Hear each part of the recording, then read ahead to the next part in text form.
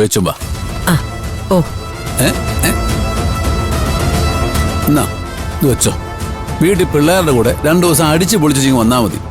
സന്തോഷായോ? ഓ ആ ഇന്ന് പിന്നെ നേരം കളയണ്ട. 5:30 KSTക്ക് എന്നെ അങ്ങ് വിട്ടോ.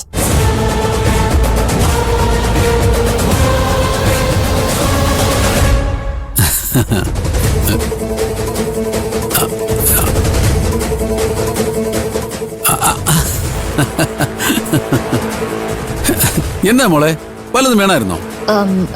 ഞാൻ വെറുതെ ഈ ചുറ്റിക്കണ ഇറങ്ങിയെന്നോ?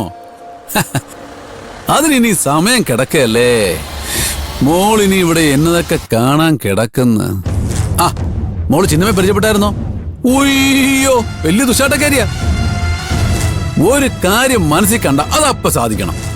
അതെ ഇപ്പൊ വീട്ടിൽ പോണെന്ന് പറഞ്ഞ് നിർബന്ധം പിടിച്ച് നിൽക്കുക. പിന്നെ ഞാൻ പറഞ്ഞു പോയിട്ട് 2 ദിവസം കഴിഞ്ഞ് വന്നച്ചാ മതിയെന്ന്. ഇവിടെ ഇപ്പോ നമ്മള് 2 പേരും ഉണ്ടല്ലോ.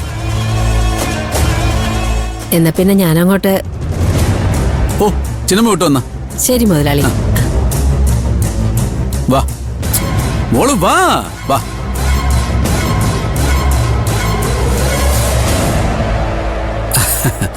മോക്ക് അങ്കിളിന്റെ ബംഗ്ലാവൊക്കെ ഇഷ്ടപ്പെട്ടോ?